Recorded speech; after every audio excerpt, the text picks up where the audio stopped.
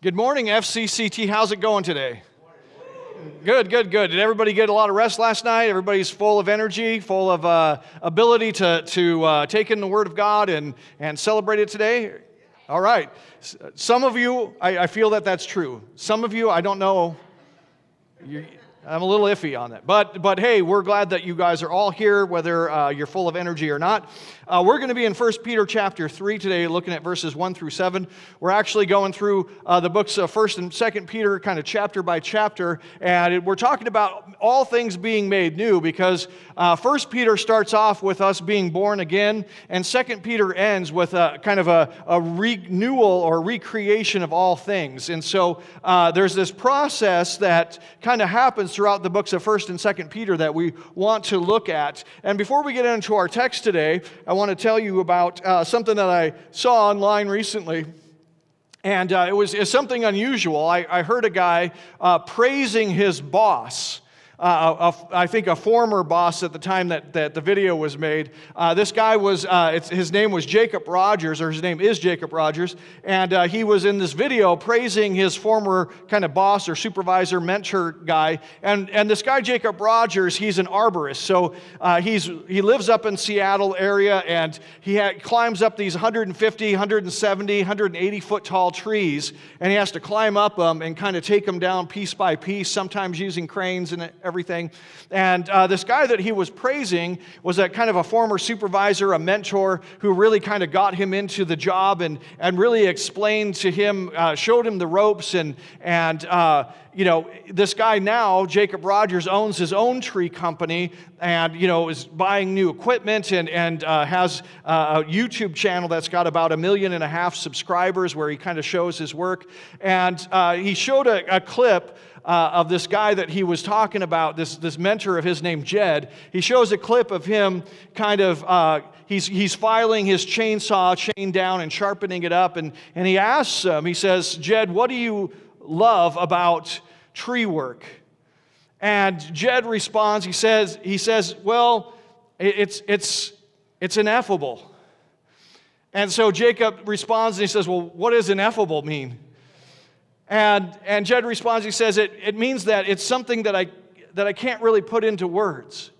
But the best that I can do is to say that it has to do with the way that God has made the world, and that I get this chance to participate in it in this way that I find, kind of amazing. And that's about as good as an answer I can give to you.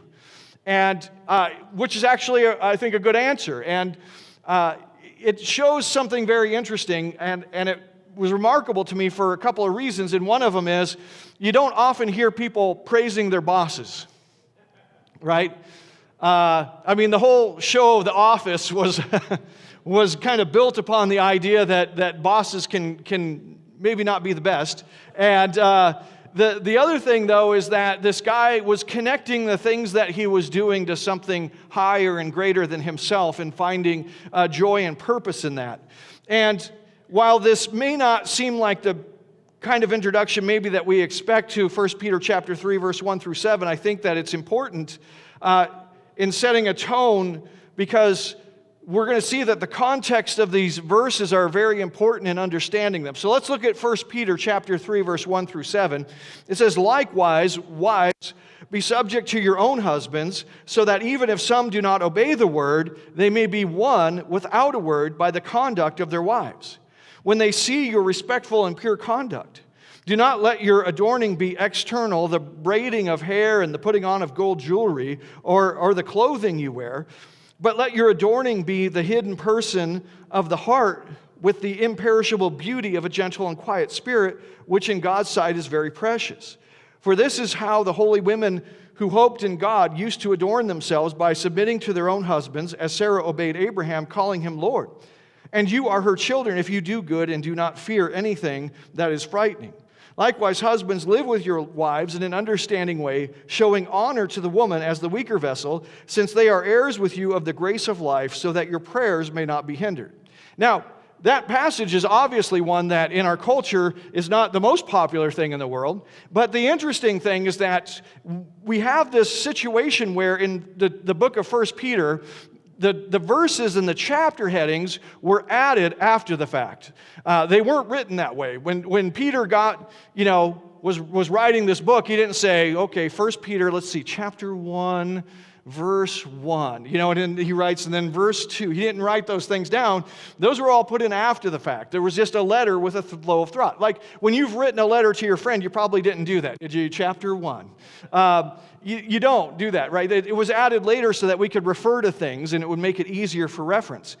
But if you imagine that the chapter headings were not there anymore, then what we would see is that this little paragraph starts with the word likewise, right?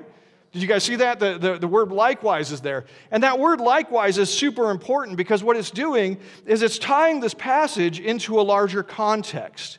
And in fact, the context is actually going all the way back to 1 Peter chapter 2, starting in about verse 13.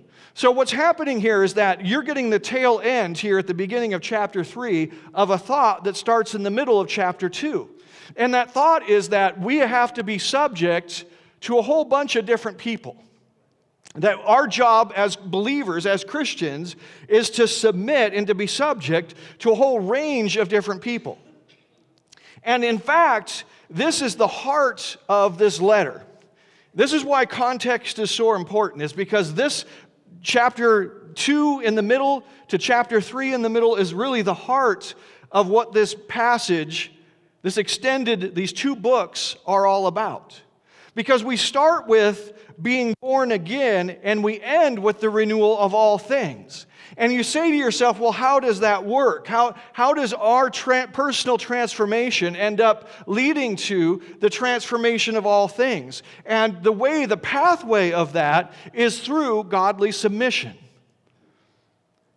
And so we're going to see in this sermon today that, first of all, we're going to see how this idea of all things being made new works in the context of this passage. We're going to look at what do you do when it's not working, and finally we're going to see what the reward is for this godly submission. So let's talk about first all things being made new. Now, in order to understand how all things get made new, how we start with being born again and we end up with a new heaven and a new earth, how all this takes place is you have to understand clothing.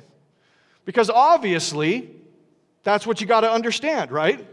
So in order to do this, we have to go back. We talked about this in our Sunday school class, but we're going to do a brief synopsis right here, is that this.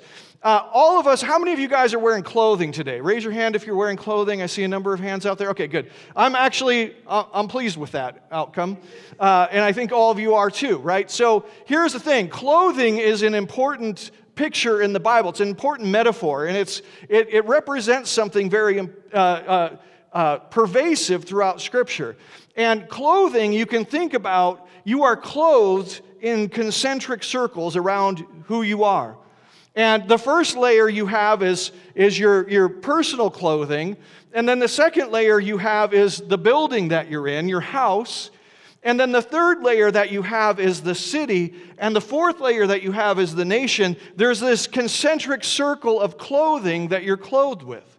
And clothing is both glorious to you, and it's also protection for you.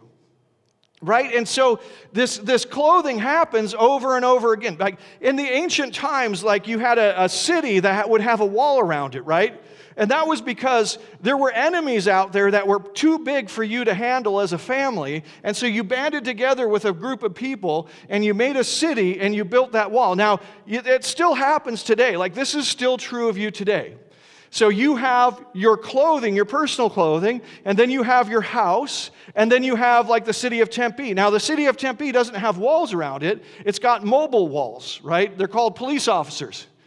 And so that is like the walls of the city, and they go around, and their job is to handle the problems that you couldn't handle as a person or as a family.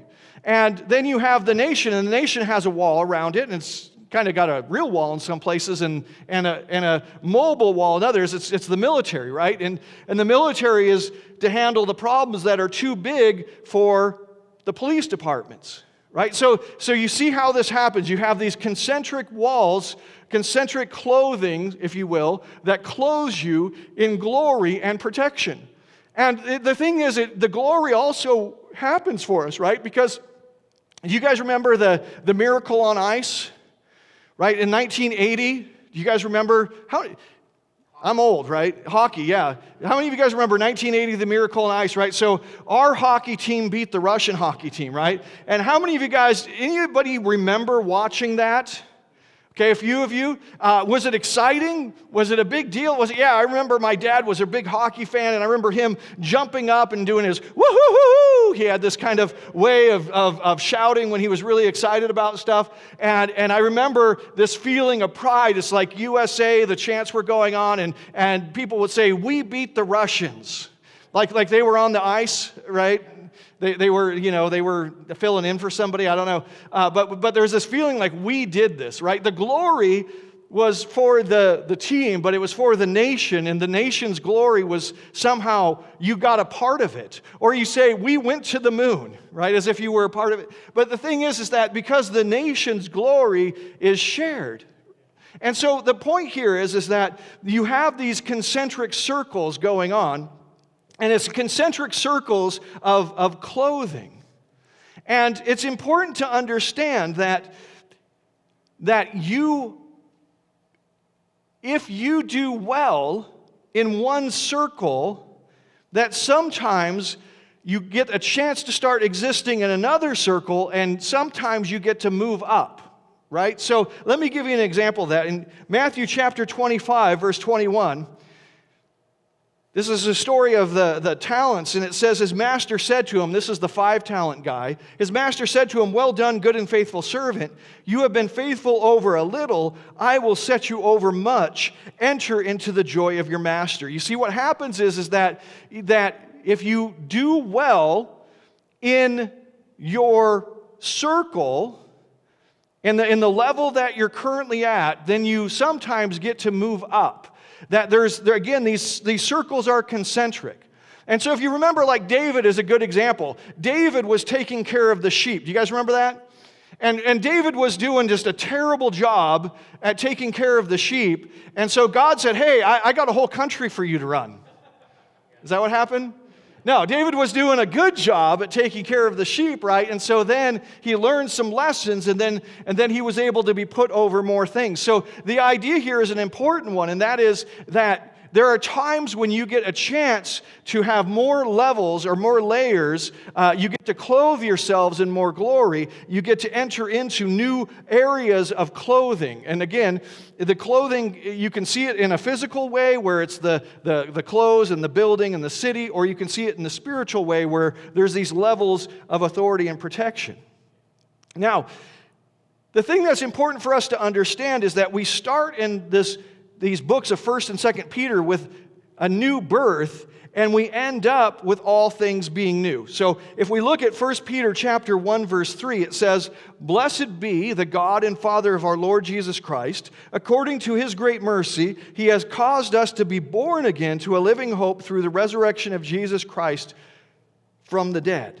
So we have this chance to be born again. This is how it starts. And then in 2 Peter chapter 3, verses 11 through 13, it says, since all these things are thus to be dissolved, what sort of people ought you to be in lives of holiness and godliness, waiting for and hastening the coming of the day of the Lord, because of which the heavens will be set on fire and dissolved, and the heavenly bodies will melt as they burn. But according to his promise, we are waiting for new heavens and a new earth in which the righteousness dwells. So here's the thing, like we start with this idea of us being transformed, and then we get to all things being made new. And the question is, well, how is that possible? And the answer is that when you make the proper sacrifices, that things get remade and things get reborn. And the thing that's important for us to understand is that you don't get out of making sacrifices. Like if you're living this life right now, you do not get to opt out of making sacrifices. You're going to be making sacrifices. Even when you don't know that you're doing it, you often are. And so the thing that we have to understand is that there are wise sacrifices and foolish sacrifices. So a wise sacrifice is when we sacrifice something lower for something higher. Like I'll give up something low in order to get something greater. And a foolish sacrifice is when you give up something greater for something that's less. The idea is that you have these, for me to give up my house to wear an Armani suit would be foolish, right? How many of you would make that deal? Give up your house for an Armani suit. No, it would be dumb, right? How many of you would give up an Armani suit and wear Kmart? Kmart, is that a thing still? Yeah? Bugle Boy, yeah, Bugle Boy. Back in the day, I had some Bugle Boy parachute pants when I was a kid. So here's the thing. How many of you would give up the Armani suit and wear you know, the thrift store clothes in order to get a house? Would you do that? See, the thing is that you can make a wise sacrifice or you can make a foolish sacrifice. And the idea behind this is incredibly important, and it's all through Scripture, that when you are wise, you're giving up something in the lower realm for something in the higher realm. You're giving up lower clothing for higher clothing, lower protection for higher protection, lower glory for greater glory. And you can see that this happens all the time. And how many of you guys remember your first job? Okay, anyone? Okay, so do you guys remember that you had to kind of be taught how to have a job? Right? And so what do you have to do? You have to call up and get your schedule, right? You have to remember what your schedule is. And then you have to sacrifice whatever you were going to be doing with your friends or whatever so that you could be at work on time. What are you doing? You're giving up some of your personal glory, some of your personal freedom, some of your personal clothing in order to be clothed with the company. In fact, for some of you, that was literally true. How many of you guys had to wear a uniform for your first job? Right? Anybody ever work at Hot Dog on a Stick? I want to know who wore that uniform. You guys know what I'm talking about? Okay, so the thing is that I had to wear various uniforms. I remember one time I was working at Kmart and I had my Kmart vest on, and we had to wear the Kmart vest and we had to have a shirt and tie underneath it because this is Kmart. Okay? So we had to have that on. I remember a friend coming in and just mocking me for that, you know. How many of you guys got made fun of in your first job for... No, it was just me. Okay, a couple of them. All right, so here's the thing. The point here is that, again, you're putting off your personal clothing to be clothed with the company. And there's great blessing in doing that, right? You have to get to work on time. You have to be useful and productive. You have to listen to direction from your bosses and from authorities. You have to learn how to be patient and deal with frustration. And the big thing is you have to subordinate your personal desires for the benefit of the company, right? The company doesn't care whether you want to be at work or not. You have to subordinate that for what the company's goals and desires are. That's your job. And so you sacrifice that thing for something greater. And this happens, again, on all levels. Like there's the personal, there's the family clothing, there's the neighborhood, there's the city, there's the state, and then there's God. And at each level, there's something to be given up on one level to get something of the higher level. And you're wise if you make that choice. And if you think about it, there's an interesting parallel here between being born again or being born and this process that we have of making these sacrifices, right? Because what happens when you're born? When you're born, you don't care about anything but your needs, right? Do you care about the family? Does an infant, cries, he cries and he looks at the clock and he says, my goodness, it's 1:30 in the morning. What am I doing? And so he says, I'll be quiet and I'll wait so that the family can rest. Is that what a newborn does? Is Jack here? Jack, is that what your newborn does? No. Yeah. Oh, she does that? Yeah. She's like, hey, I need to make peace in the family. No, the thing is that a newborn doesn't care about what the family's doing. It's not even aware of what the family's doing. It cares about its needs right now, right? And then what happens is as you grow, you're socialized into the family, and there's all kinds of fights you have with your brothers and sisters, and times when you fight with your parents and all that kind of stuff. And what is happening is you're learning to make the sacrifice of your own personal desires in order for the benefit of living in this family, of being clothed with the family. And some people never learn that, and they find themselves not in a family. Right? And so the thing is that every level you have to do this. And families have to do this too. Like families have to learn to subordinate themselves in order to live in the community. Have you ever seen a situation where there's a family that's always loud, they're racing up and down the street, and they're carrying on and having all kinds of problems, and then it creates problems in the community? Because they haven't learned to subordinate themselves, they haven't learned to sacrifice. I was reading a story the other day about this guy who, his neighbor, he was friends with these three neighbors, and one of the neighbors came over, the child from one of the houses came over and stole an Amazon package off his porch, and it was a present for his daughter. And so this fight started in the neighborhood. And what happened is that these three families were against this guy who got his present stolen, and they were constantly shouting at him. There's all kinds of video, security video of them yelling and cursing at him and playing their music real loud and doing anything they could to rile him up. And they would drive by his house and they'd say, "Hey, plastic soldier," because he used to be in the military, I guess. And they were doing all this stuff until one night he had had enough. They were having a party, and he snuck over in the dark to their house, and he shot three of them, killed two, and injured another one. And what he said to one of his neighbors was, "I got them all." You see, what had happened in that neighborhood is the whole thing fell apart because people couldn't subordinate, they couldn't sacrifice something smaller for something greater. You see, the interesting thing is that at each of these levels, God has appointed some to concentrate on the higher level, and that allows us to concentrate on the lower level. But it also calls for us to subordinate some things to the higher level and to submit to those leaders who are in the higher level. And that's what this passage is talking about. From 1 Peter chapter 2, verse 13 through 1 Peter 3, chapter 3, verse 7, it's talking about how at every level we are to subordinate ourselves. We are to grow up. And what's interesting is the child, as he grows, he goes through this process, right? Of first learning to subordinate himself to the family, and then to the community, and then to the city, and then to the... You see what I'm saying? Like, this is the process of growth. This is the process of maturity. And all of us are supposed to do this. Now, again, the thing that we have to understand is that why would we do this? Because there's always a greater blessing to be found. So I have a granddaughter. She's named Ella. And Ella is 3. And Ella has, let's say, a bit of a confidence issue. And I don't mean low confidence. She's got lots of confidence. And she has, some sass and some attitude that goes with it. And she was deciding that they were going to play as a family. They were going to play pretend, and she was going to cook people soup.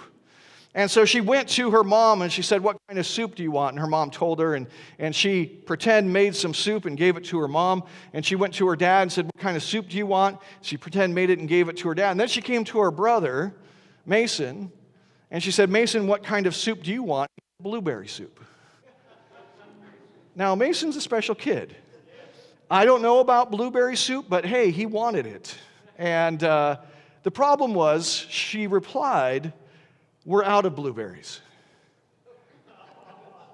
And so he said, no, like pretend, just pretend. And she looked at him and said, "We're still out of blueberries." Now, here's the thing, like, she's very confident of herself, right? But even being confident of herself, she's only 3 years old. And the thing that's interesting is she doesn't know that there are aircraft carriers with, F-35s on them in several of the world's oceans right now that are geared toward protecting her. And the thing that's interesting about this, she has no clue about this, but the thing is, her blessing from the fact that there's a military out there to protect her is greater than almost anybody else's. Because if that military wasn't there, she's one of the last people who could defend themselves from the threat. You see what I'm saying? She is the lowest in our society as far as her capabilities and what she can give. She's not paying a lot in taxes, right? She's not making great sacrifices for this thing, but yet she lives clothed with this thing because of sacrifices that her parents are making. But yet her blessing from this is perhaps greatest because her ability to protect herself from the things that would come from a lack of this is probably lower than almost anybody else. Maybe her younger brother is benefiting a little bit more. You see what I'm saying here? It's important to understand that what we're saying here is that the benefit that we derive from these protections that are over us are greater when we're lower. That the hierarchy of these things that God has created is actually the biggest blessing to those who are lowest in them. And this needs to be said because a lot of times in our culture, the assumption is quite the opposite. And if the hierarchy is not working right, that can sometimes be true. So what happens? Let's talk about when it's not working. So what happens when the hierarchy isn't working? What happens if you are finding yourself, you have these levels, and there's the house level, right? There's structure within the house. There's submission and authority within the household. There is submission and authority within the community or the city. There's submission and authority within the country. There's these levels of submission that has to happen. What happens when this isn't working? You see, because the idea here would be, for a lot of people in our culture especially, that if it's not working right, well, then we don't owe any submission to the level above us. Right? What if your boss is Michael Scott? What if it really is? What if that's the situation? Well, the thing is that in 1 Peter chapter 2, verse 18 and 19, it says, "Servants, be subject to your masters with all respect, not only to the good and gentle, but also to the unjust. For this is a gracious thing, when mindful of God, one endures sorrows while suffering unjustly." You see, what the Bible here is saying is really important for us to understand, and that is that God has created these levels of protection, these levels of clothing, these levels of authority and submission. And that when it's not working, when you have a boss that isn't great, when you have an authority above you that's not being just, how do you handle that? Well, you handle that through submission. You handle that through respect. You handle that through not complaining, not arguing, but through submissive, respectful obedience. Now, that is a hard thing for us to learn because we're Americans. And that's just not in our DNA as Americans. But enduring hardship to respect their higher levels is actually something God is calling us to, and we can see it as a submission to the highest level, which is God Himself.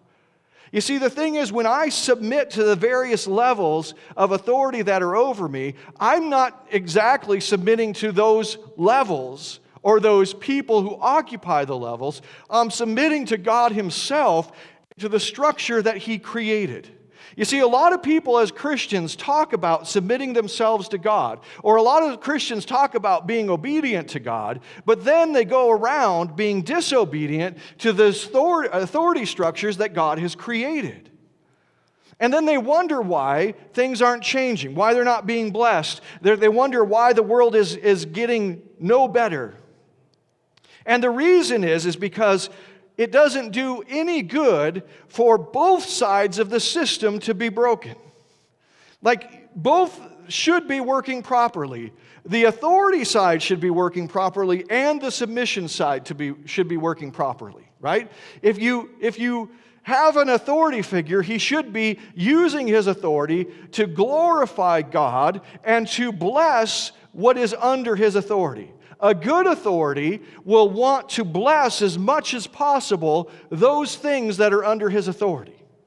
Right? So in the family, Ella should be able to count on her dad, Tyler, doing the best that he can to bless her and the family. The thing is, let's say she decides that he's not doing that quite right. Is it going to help the situation for her to stop doing her job, and so now neither of them are doing their jobs? Well, generally speaking, the answer is no. Right? If your engine is not working right, it doesn't really help you to have the transmission go out too. I know this from experience. Don't buy a Ford. That's just kidding. What the Bible here speaks about, and this is so important for us to understand, is both from the chapter 2, the middle of chapter 2 into chapter 3, is that this is the same advice no matter what level you're talking about.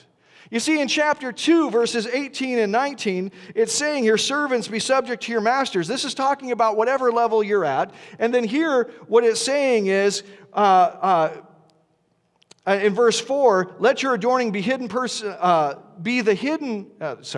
First Peter chapter 3, verse 4, "But let your adorning be the hidden person of the heart with the imperishable beauty of a gentle and quiet spirit, which in God's sight is very precious. For this is how the holy women who hoped in God used to adorn themselves, by submitting to their own husbands, as Sarah obeyed Abraham, calling him Lord. And you are her children if you do good and do not fear anything that is frightening." The idea here is that no matter where you find yourself in these authority structures, you will always have somebody beneath you, and you will always have somebody over you. That is just life. That is just life. You can say to yourself, well, what if you're the President of the United States? That person's got more bosses than anybody else. What if you become emperor of the world? You're still under God? The thing is, no matter where you find yourself, whether you're the lowest of the low, whether you're working part-time at Kmart, like I was, or you're the top of the heap, you're always over people and under people. And your job is to bless those who are under your authority and submit to those who are above you in authority. That is the way that God has made the world to work. Who set up the hierarchy? And why did he do it? Because this clothes us with glory and blessing, and submission to it brings about spiritual transformation in all of us. The interesting thing is that God has made a fail-safe in this situation. In Acts chapter 5, verse 27 through 29, it says, "And when they had brought them, they set them before the council." Now this is happening. Jesus has died, and the church has been inaugurated. And in the beginning of the book of Acts, there has been preaching that Peter did. There is 3,000 Christians that have been added to the number. And Peter and the other disciples have been going and preaching around the city, in the temple area. The gospel has been moving. And what's happened is that the religious leaders in Jerusalem have not found this to be to their satisfaction. They do not like the fact that this is going on, that people are turning to Christ, that thousands of people are becoming Christians. And so what they've done is they've brought the disciples in and told them that they're not to preach in Jesus' name. And it says in Acts chapter 5, verse 27, "When they had brought them, they set them before the council." So they're bringing them back in. Why? Because they've continued to preach. And it says, "And the high priest questioned them, saying, 'We strictly charged you not to teach in this name, yet here you have filled Jerusalem with your teaching, and you intend to bring this man's blood upon us.' But verse 29 says, 'But Peter and the apostles answered, We must obey God rather than men.'" You see, in the structure, you're to obey your authority, no matter who it is. It's your boss, it's the president, it's the governor, it's whoever. You're supposed to obey unless they're directly commanding you not to follow a command of God. The fail-safe is that there is one out. Now, the important thing to recognize is that this out does not mean that if they command you to disobey a command of God, well, you don't have to follow them anymore. That's not what it says. They said, I cannot follow this command.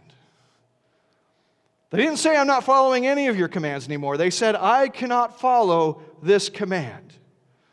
And the interesting thing is that this passage, 1 Peter chapter 2 through 1 Peter chapter 3, is amazing when you look at the kind of government that it was being written about. Like, we don't associate the Roman government with good governance, do we?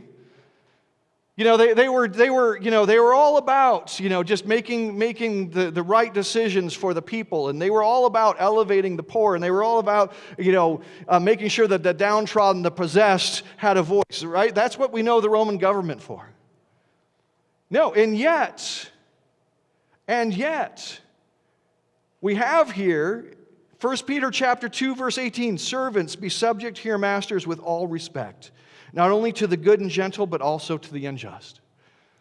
You see, here's the thing, is that this is not a requirement for the people above you to do their job perfectly in order for you to do yours to the best of your ability. It's not a requirement for them to be perfect at their job, for you to do the best that you possibly can in yours. Because if that was the requirement, then the whole thing would just fall apart. And let me tell you that this whole structure falls apart a lot easier than we think it does. All that it takes is for a number of people to stop doing things, to stop following things, and it falls apart dramatically. And once it's fallen apart, it's very hard to fix. If you've ever been to a place where the laws are routinely flouted, you will know that it is very hard to solve that problem once it's started. I've told you guys before about being in the Dominican Republic. And in there, when the light is green, you stop. And when the light is red, you go. But not all the time.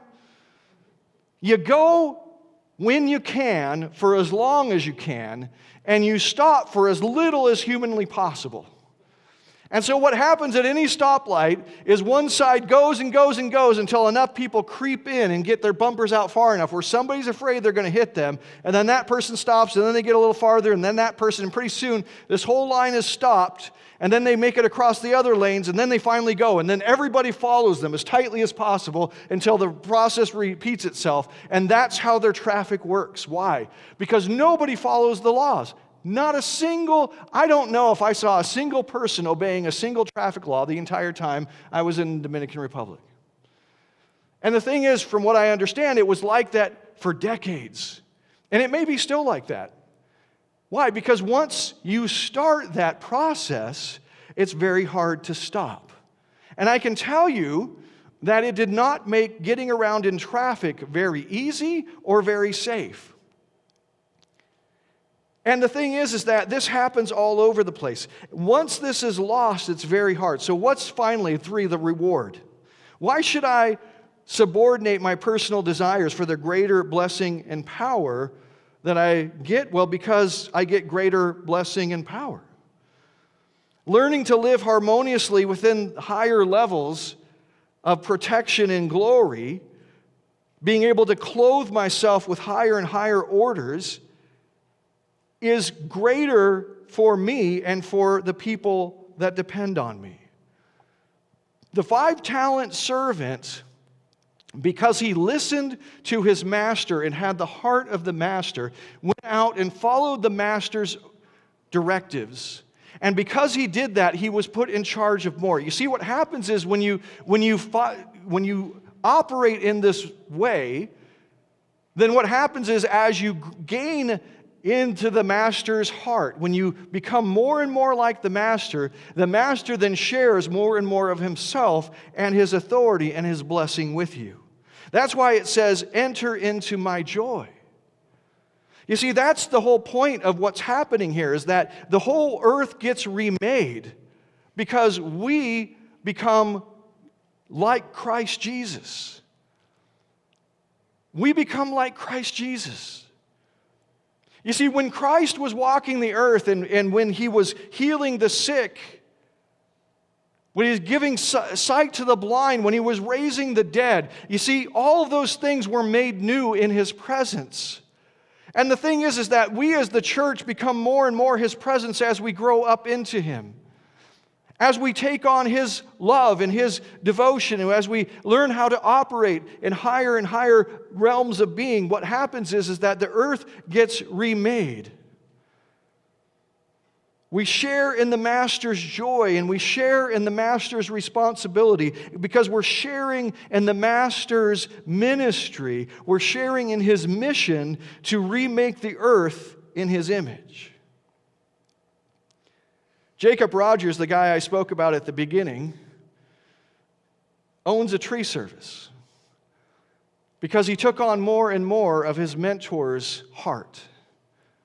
And he took on more and more of his mentor's skill because he allowed his mentor to tell him how to do this, and he submitted to that. Jacob Rogers, when he was speaking so highly of his mentor Jed, was actually eulogizing him. Jed was out on a tree job that went wrong, and he was killed.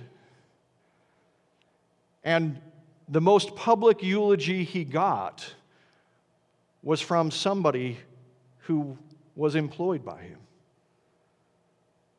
This person had his whole life transformed by somebody who did his job well, but he in turn did his job of submitting well. And his whole life and his future was changed, and so was that of his family. We are told that there will be a new heaven and a new earth. In Revelation chapter 21, 1 through 4, it says, "Then I saw a new heaven and a new earth. For the first heaven and the first earth had passed away, and the sea was no more. And I saw the holy city, New Jerusalem, coming down out of heaven from God, prepared as a bride adorned for her husband. And I heard a loud voice from the throne saying, 'Behold, the dwelling place of God is with man. He will dwell with them, and they will be his people, and God himself will be with them as their God. He will wipe away every tear from their eye, and death shall be no more. Neither shall there be mourning, nor crying, nor pain any more, for the former things have passed away.'" We invite you to believe, belong, and become today. We believe that sacrificing the smaller things for the larger is the path of blessing.